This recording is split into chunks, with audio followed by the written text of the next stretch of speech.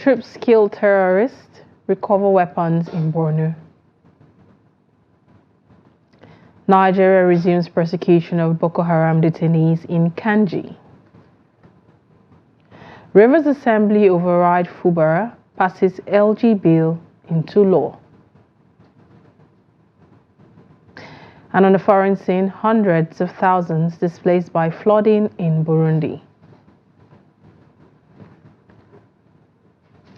Hello, welcome to News Updates on Trust TV. I am Lilian Ogazi. And now to the news. President Bola Ahmed Tinubu unveiled the African Counter-Terrorism Summit at the Office of the National Security Advisor in Abuja. The event, which is currently ongoing and organized by Nigeria with support from the United Nations Office of Counter-Terrorism, will be held from Monday to Tuesday, April 23, 2024, with the theme Strengthening Regional Cooperation and Institution Building to Address the Evolving Threat of Terrorism. The presidency announced on Sunday that the summit aims to enhance multilateral counter-terrorism cooperation. Still on security, troops of the Nigerian army deployed for counter-terrorism operations in Northeast have killed 2 terrorists on their way to attack Mashori village in Borno State. A statement by the Department of Army Public Relations on Monday said the feat was achieved in conjunction with the Civilian Joint Task Force in a clearance operation. According to the statement, 2 AK-47 rifles, 2 magazines, 58 rounds of 7.62 mm special ammunition, and a motorbike used by the terrorists were recovered during the operation.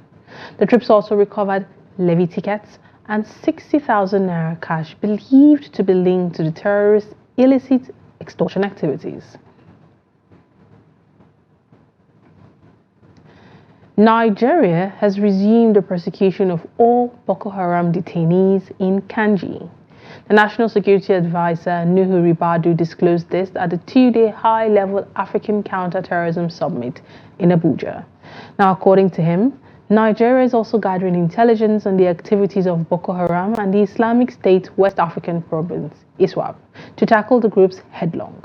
Ribadu said the summit highlights the strategic commitment of Nigeria to the UN Counter-Terrorism Agreement, adding that Africa faces threats from diverse terrorist groups who exploit local vulnerabilities. On his part, the Under General Secretary of Counterterrorism United Nations Office on Counterterrorism, Vladimir Vonkov, said the success of the United Nations lies in the collaboration of African countries towards providing African-based solutions. The 2-day high-level summit is expected to, among other things, produce solutions to the multifaceted security threats in Nigeria and Africa as a whole. Meanwhile, the Inspector General of Police, Kayode Egbetokun, has said Nigeria is not mature for state police. Egbetokun said this at a national dialogue on state police organized by the House of Representatives in Abuja on Monday. The theme of the dialogue is Pathways to Peace, Reimagine Policing in Nigeria. The IGP, who was represented by Ben Okolo, an Assistant Inspector General of Police, said the leadership of the force has resolved that the country is not ripe for that. According to him, since the force has made a stand, Nigeria is not ready for the establishment of state police. Egbetokun also proposed that the recruitment of personnel into the force should be increased by at least 30,000 annually to meet the minimum policing standards of the United Nations.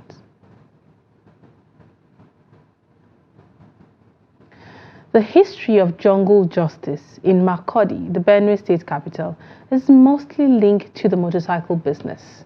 Most victims are alleged to be motorcycle snatchers caught in the act. However, this is condemned by some residents of the ancient town, who say there may be chances that the victims are innocent and should be subjected to trials rather than killings. Jemi Adanzade reports. Both the African tradition, Christianity, and the Muslim religion forbid the killing of humans by fellow human beings. To most African cultures, it is a taboo to spill human blood, and the act, done consciously or unconsciously, requires some cleansing. In recent times, it has become common that people are killed often through jungle justice. Our members, they borrow this bike on a high purchase, and it's not easy for them to meet up the requirements. And you know, as a poor man, before you get a single cocoa, you will suffer for it. Yeah. So in the course of doing this thing, to my own side, I would say it's not good. But many of the folks who carry out the inhuman act ignore or do not appreciate the fundamental human rights of suspects. When we see there, some young men, two of them, they approached me. One of them asked me to off my machine. Why? I said no. He said I should off my machine repeatedly. So I heard some persons coming towards us. Say he now left us and also they do not violate the right of persons that are also assumed to be perpetrators when otherwise have not been declared guilty by any court of law, and just they are sensitive to all of these issues. The police are calling on Benue residents and Nigerians to reach out to the trained officers with cases of suspected criminals rather than becoming the complainants, persecutors, and the judges. We are calling on members of the public that there will be no justification for any man to go into crime or to take another man's life. Let us report such cases to the police. If you are able to arrest such suspects, hand them over to the police and they will be handled in accordance with the law. 2 suspected motorcycle snatchers were mobbed to death last week in Makurdi by irate youths. While the situation is being investigated, the residents of the state are urged to desist from taking the laws into their hands, no matter the gravity of the offense one is suspected to have committed. Jimmy Azandi, Trust TV News, Makurdi. Now away from that, the Martin Amaewhule-led Rivers State House of Assembly on Monday passed the Rivers State Local Government Amendment Bill into law by overriding the assent of the governor. Recall that the 13th of March, the House passed the Local Government Amendment Bill and forwarded the same to Governor Samilai Fubara for assent, but the governor declined assent to the bill. A statement by the media aide to the Speaker, Martins Wachuku, said a 2/3 majority of House members voted to override the governor's assent and pass the bill into law. Now, in a related development, the House also screened and confirmed nominees for the position of chairman and members of the Assembly Service Commission. On the 22nd of March, the House passed the Rivers State Assembly Service Commission Amendment Bill into law, wherein the House gave itself the power to appoint the chairman and members of the Assembly Service Commission. The 27 members of the Assembly loyal to the Minister of the Federal Capital Territory, Nyesom Wike, have been having a running battle with the governor over the governor's strained relationship with the minister. The Assembly had threatened to commence impeachment process against the governor last month. Meanwhile, members of the North Central Citizen Council have accused the presidency of ethnic suppression and plans to marginalize the leadership of the North Central. The position of the group was a reaction from the ongoing legal battle between the former governor of Kogi State and the Economic and Financial Crimes Commission, EFCC. The NCCC says Yahaya Bello is a victim of political witch hunt under the guise of fighting against corruption in the country. First, we see it as a case of political victimization and not that of a fight against corruption, as it is being presented to the unsuspecting members of the public. The facts are there. The said fraud for which Yahaya Bello is being hounded was allegedly committed when he was not even the governor of Kogi State. Moreover, 2 people who were also not government appointees as at then have been charged with the same offense in the past. Secondly, nobody will be misled into thinking that the current regime is fighting corruption. If EFCC is desirous of fighting corruption, they should start from the presidency and then to Lagos State, which has been the corruption hub in the country since the current democratic dispensation. They should also probe the FIRS, the judiciary, and the NNPC. That is when we'll now take them seriously. We strongly believe that the onslaught against the North Central leaders is part of the urbanization process that began since the coming of Tinubu, wherein the major sensitive positions like presidency, the CJF, CBN, FIRS, Customs, EFCC, Immigration, IGP, Attorney General, among others, are in hands of this same ethnic group. If Yaabelo is further humiliated and hounded by the federal government, we will stage a mega protest that will reverberate around the country. If the president occupies the Aso Villa, we will occupy the Ego Square. If the Attorney General occupies the courtrooms, we will take over Abuja City Gate. If the IGP occupies the Louis Edet House, we will occupy the Ego Square. And if they occupy borders with immigration, we will occupy the streets of Abuja and Nigeria. We say no to ethnic suppression, we say no to Yoruba arrangement, and we say no to persecution and miscarriage of justice. Now, away from that, the Nigerian Labour Congress on Sunday gave a strong indication that it would press for the inclusion of a clause which would prescribe sanctions for governors and local government administrators who fail to implement the new minimum wage. The National Treasurer of the NLC, Hakeem Ambali, who disclosed this in an interview with our correspondent in Abuja, said the refusal of state governments to pay the current minimum wage was a result of lack of punitive measures in the Minimum Wage Act of 2019. The 37-member committee set up by the federal government would meet this week to debate reports submitted by various subcommittees from the 6 zones of the country. Moving over to Lagos, where residents and motorists in several parts of Lagos and Ogun states were on Sunday left stranded due to hours of intense rain with major roads overrun by floods. It was reported that the entire road was overrun by water at the mobile area in Agege region of Lagos State, making it impossible for drivers to drive through the flooded area to reach their respective destinations.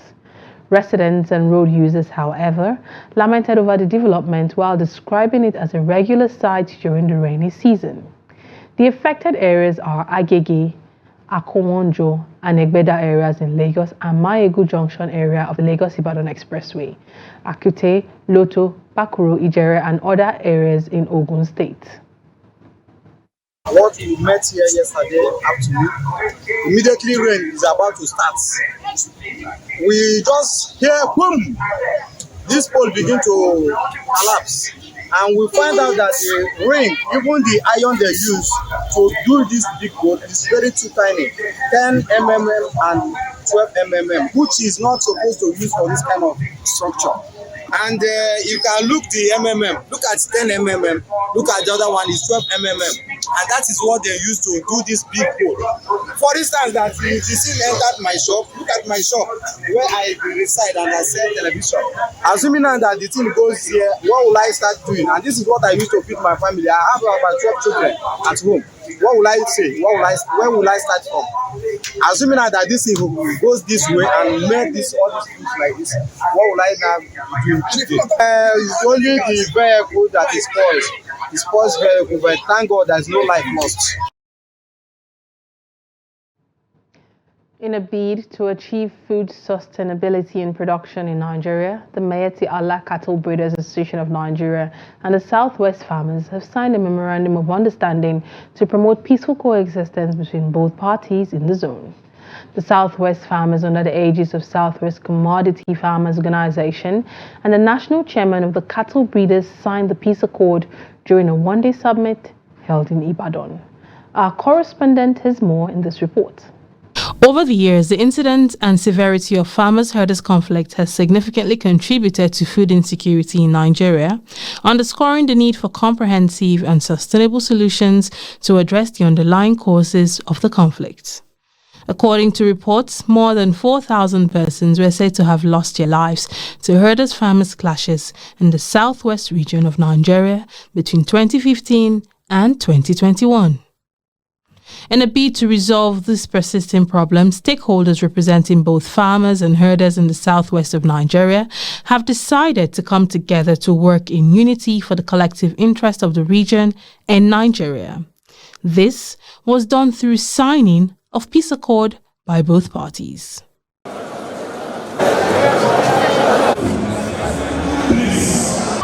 farmers in the southwest and the herders have agreed to work together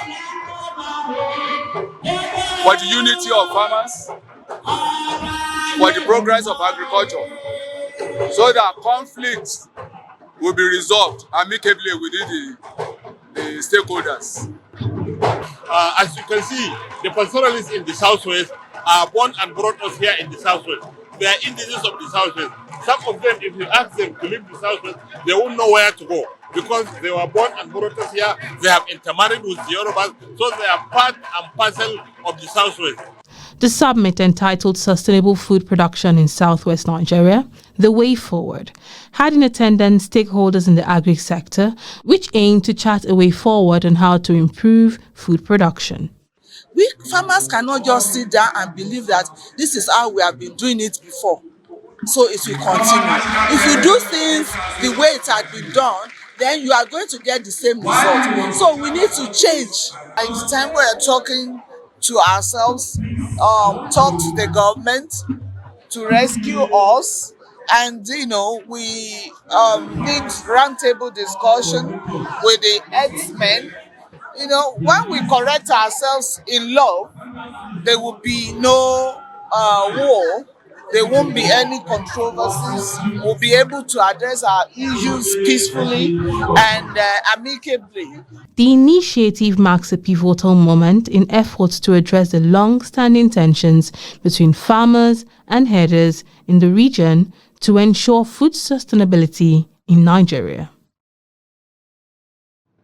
This is News Update coming to you from Trust TV. Coming up, Jigawa women embrace cap making to make ends meet.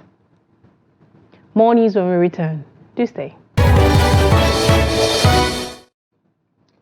You're welcome back. This is News Update coming to you from Trust TV. If you're just joining us, here's a quick recap of our headlines. Troops kill terrorists, recover weapons in Borno. Nigeria resumes persecution of Boko Haram detainees in Kanji. Now moving on, Bayelsa State Governor, Senator Duodiri, has called for the recruitment of more indigents of the state into the Federal Fire Service to meet the right quota of employment allocated to the state. Governor Diri made the call at the weekend while commissioning a rapid response firefighting truck deployed to the state command of the Federal Fire Service at the Government House in Yenogwa. The governor, who was represented by his deputy senator, noted that with displeasure, the state was being shortchanged in several federal agencies where the quota system is used as a criterion for employment. While thanking the Controller General of the Federal Fire Service for deploying the ultra-modern firefighting equipment to the state, he urged the service to make deliberate efforts to employ Biosans to fill the quota meant for the state for the sake of fairness and equity. And in Adamawa, the Adamawa State Governor, Amadu Fintiri, has pledged the commitment of the government to rebuilding the Yola main market days after a devastating inferno destroyed goods worth hundreds of millions of naira. The governor made the announcement during an assessment visit while noting that the market will be upgraded to a more modern facility to accommodate vibrant economic activities. We have set up a government high-powered committee to look into the whole incidents and recommend to government what government should do to them as palliative and also as a permanent solution to what is happening. In no time, the report will come to my table, but what I'm assuring them is that this market will be rebuilt. We'll rebuild in a modern way. We'll rebuild with structures that will stand the test of time, that will be fire resistance. This is my assurance to them. And this rebuilding of this market, which is in the capital of Jimeta, in the capital of Adamawa, the center of the commercial city, will be rebuilt in less than 1 month. I'm going to VIA and look at how we can go into emergency to build this market so that they can continue their life in the normal way.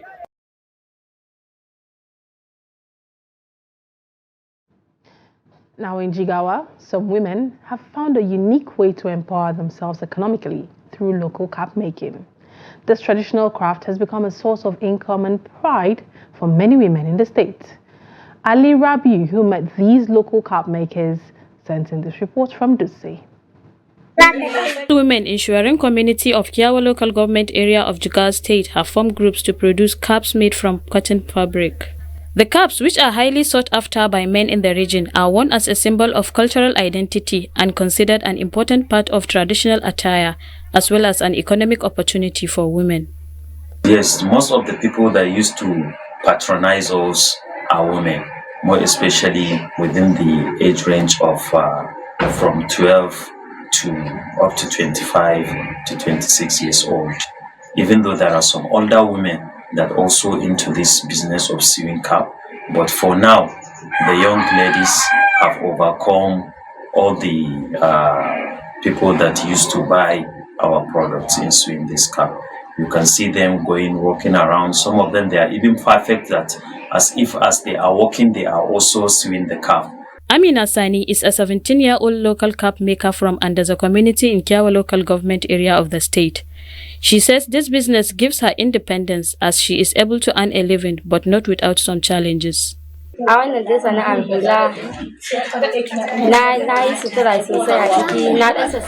This business has brought me fortune as I bought many things including goods, utensils, makeup materials among others.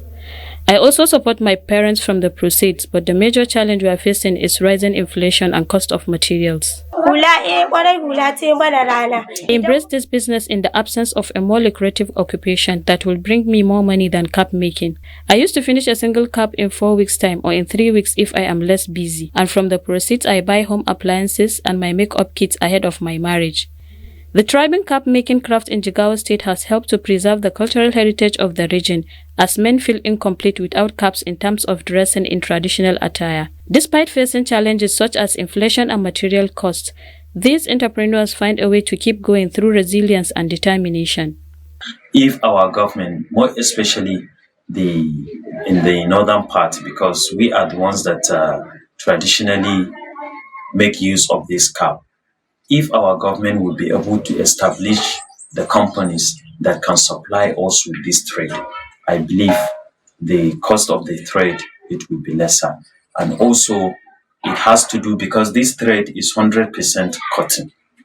So cotton production can also enhance the availability of the trade, and establishment of the companies will also help in stabilizing the market. I sell the caps at Shuarim Market for about 6,000 or 5,500. But I hope the cost of materials will reduce so more people can buy our caps. As the demand for these caps continues to resonate with local identity, the hope is that the support from the government will ensure the sustainability and growth of this significant industry within Jigawa State. Now on the foreign scene, people in Burundi are struggling to cope with flooding after months of heavy rains with hundreds of thousands being displaced and many homes and schools damaged. The rains have resulted in the level of water in Lake Tanganyika rising considerably, causing chaos for communities living along its shores. Lake Tanganyika's rising waters have invaded the port of Bujumbura, Burundi's economic capital, disrupting business there and elsewhere in the country. While climate change is a trigger, the impact of flooding is exacerbated by poor land use and planning. Well, with that, we've come to the end of news updates on Trust TV. Do well to follow us on all our social media handles. My name is Lilian Ogazi. Bye for now.